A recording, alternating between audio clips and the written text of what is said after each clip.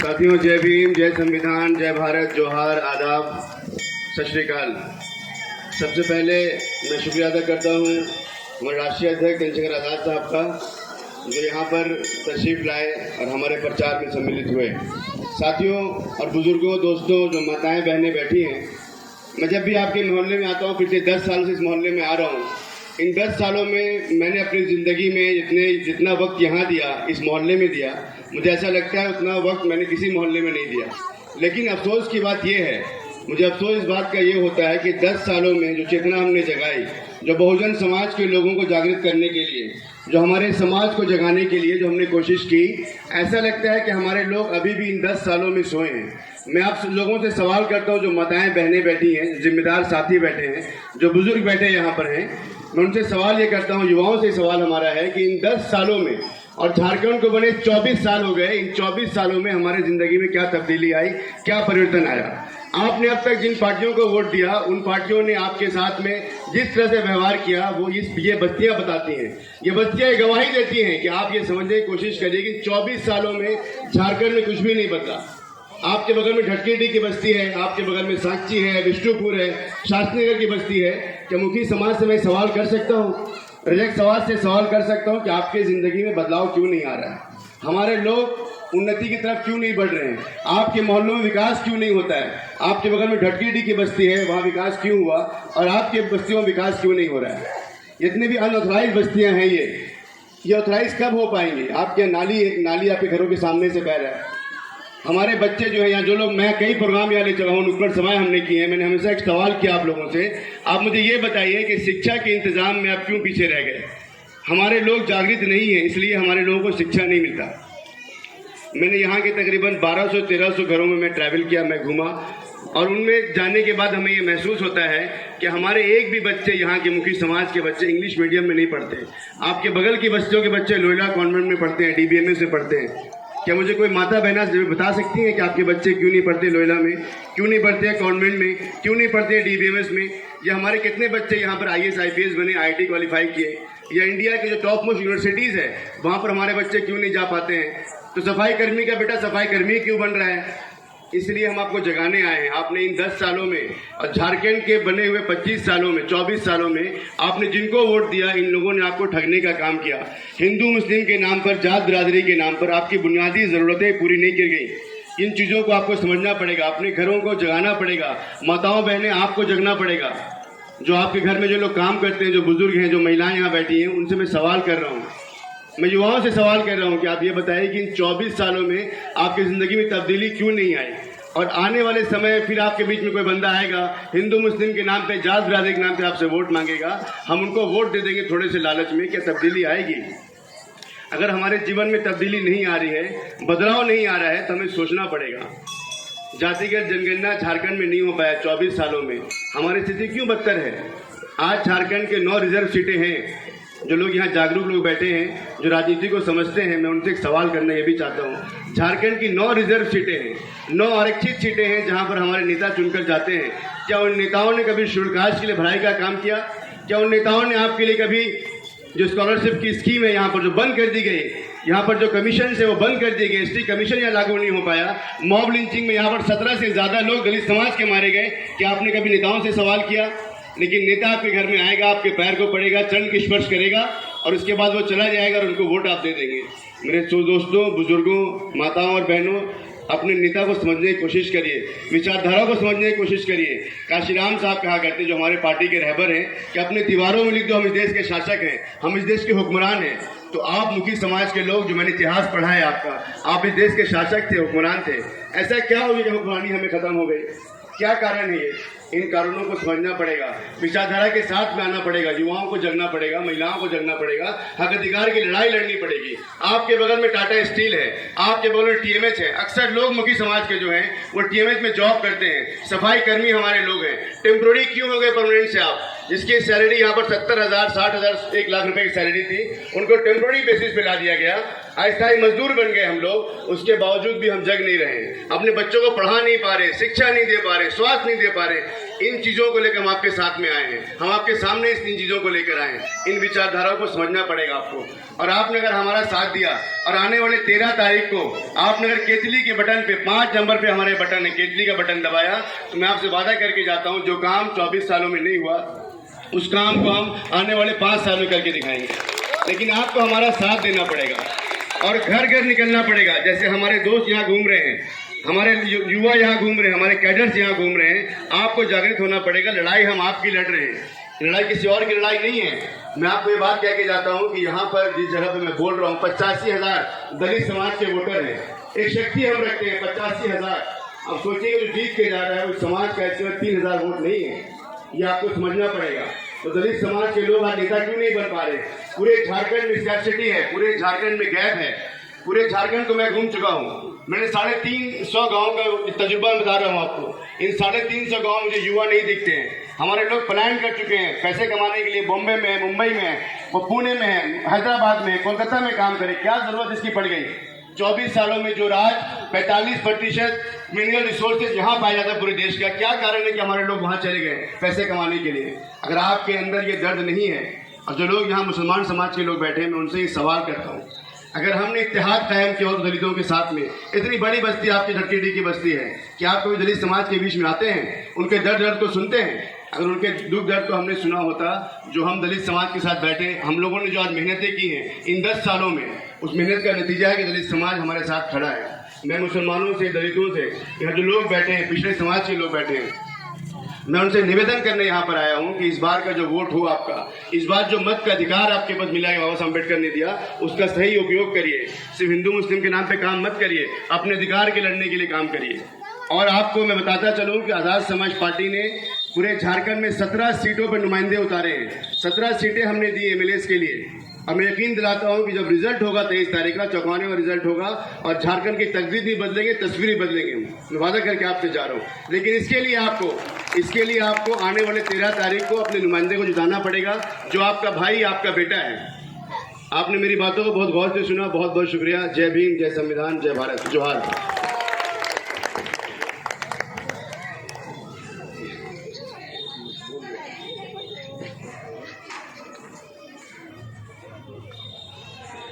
अभी आप लोग हमारे जो प्रत्याशी हैं काशिफ रजा जी, वो आपके बीच में बता रहे थे कि अगर वो जीत के जाते हैं आप लोग के द्वारा, तो आने वाले साल भर में आप लोगों का जो है तस्वीर बदल जाएगी। जो ये मुखी बस्ती की हालत है वो हालत बदल जाएगी। हमारे बीच हमारे राष्ट्रीय अध्यक्ष आजाद समाज पार्टी चंद्रशेखर भाई उपस्थित है, और ये रस्म है कि जब भी हमारे बीच कोई मेहमान आते हैं तो उन्हें हम सम्मानित करते हैं। और हम चाहेंगे अपने कमेटी के लोगों से कि आप आए। धीरज मुखी जी हमारे जो जिला अध्यक्ष हैं, उनसे मैं बुद्धदेव करुआ जी से निवेदन करता हूं कि आप काशिफ रजा जी और हमारे भाई चंद्रशेखर आजाद जी, इन्हें गुलदस्ता देकर सम्मानित करेंगे।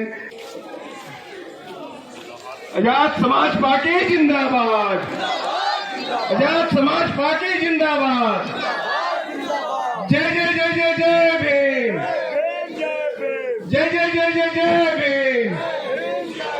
वोट हमारा, राज तुम्हारा, वोट हमारा, राज तुम्हारा। साथियों, बुद्धदेव करुआ जी हमारे भाई चंद्रशेखर आजाद जी को गुलदस्ता देकर सम्मानित कर रहे हैं। आप लोग जोरदार एक बार ताली से स्वागत कीजिएगा। धन्यवाद। मैं जमशेदपुर की इस बस्ती में धन्यवाद दूंगा भाई धीरज जी का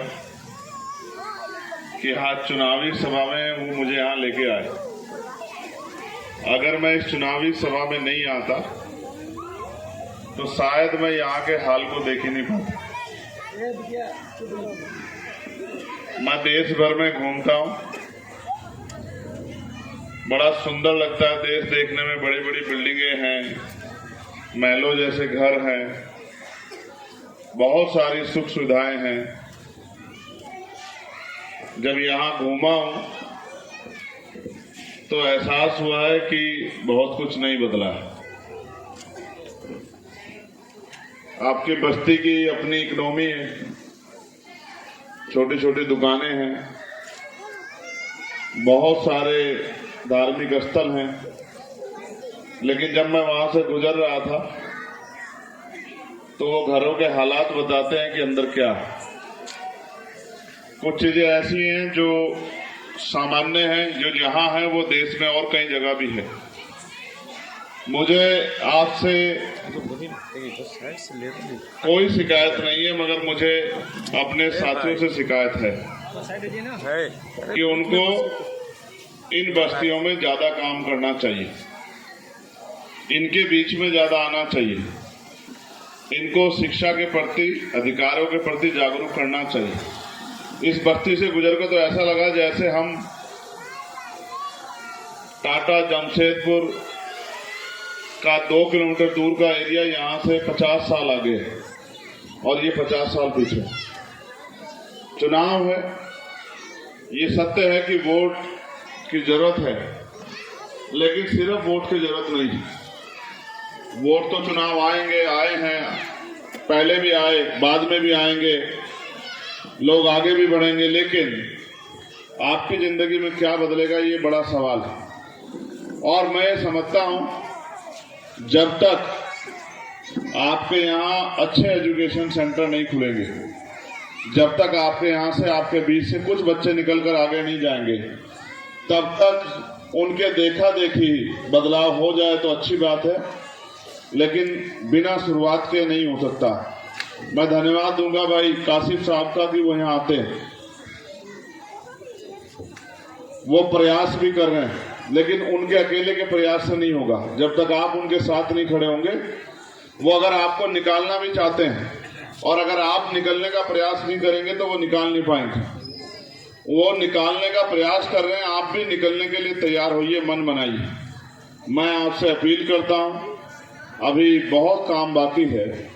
इन बस्तियों को देख के तो लगता है अभी तो बहुत लंबी लड़ाई लड़नी। मैं एक विश्वास आपको जरूर दिला सकता हूं कि आपकी जो समस्याएं हैं और भविष्य में जो खतरे मुझे जानकारी में मेरे आए हैं, पहले शायद ये बस्ती के लोग टाटा स्टील में काम करते थे, अब शायद ये सब लोग टाटा स्टील में काम नहीं करते, डिपार्टमेंट बंद हो गया है।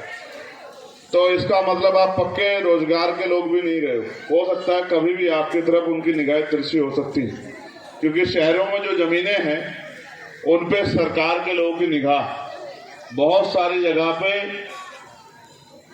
डेवलपमेंट के नाम पे उन बस्तियों को उजाड़ा जा रहा है। मुझे नहीं पता कि कब आपकी तरफ सरकार का ध्यान जाएगा और कब इस जमीन पे सरकार की नजर चली जाएगी, या हो सकता है टाटा की नजर चली जाए और उनको, क्योंकि वो जब आज आपको इस हालात से निकालने के लिए कुछ नहीं कर रहे हैं तो वो आपको इंसान समझते होंगे, नहीं समझते होंगे मुझे नहीं पता, क्योंकि अगर इंसान समझते तो आपको इस दलदल से निकालने के लिए कुछ तो प्रयास करते, कुछ नौजवानों के साथ तो खड़े होते, कुछ को तो अच्छे स्कूल कॉलेज में पढ़ाने का प्रयास करते, लेकिन ऐसा कुछ नहीं हो रहा है। तो मुझे इस बात का खतरा है कि कल इन बस्तियों से भी आपको निकाला जा सकता है। मैं ये विश्वास आपको दिलाता हूं कि हम आपके साथ खड़े और हमेशा आपके साथ खड़े रहेंगे।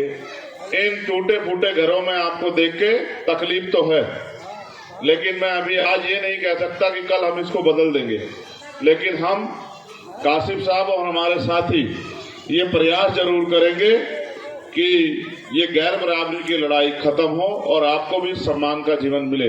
आपके आने वाली पीढ़ियां भी सिर्फ कंपनियों में, तमाम तरह की बगारी में, छोटे मोटे लेबर के काम से निकलकर वो भी मुख्य धारा में जुड़े, आगे बढ़े, नौकरी रोजगार करें, अपना उद्योग करें और अपने पैरों पर खड़े हो, सम्मान का जीवन प्राप्त करें और आपको भी दलदल से निकालें। ऐसा हमारा प्रयास रहेगा। इस प्रयास में आप भी अपना योगदान दे सकते हैं।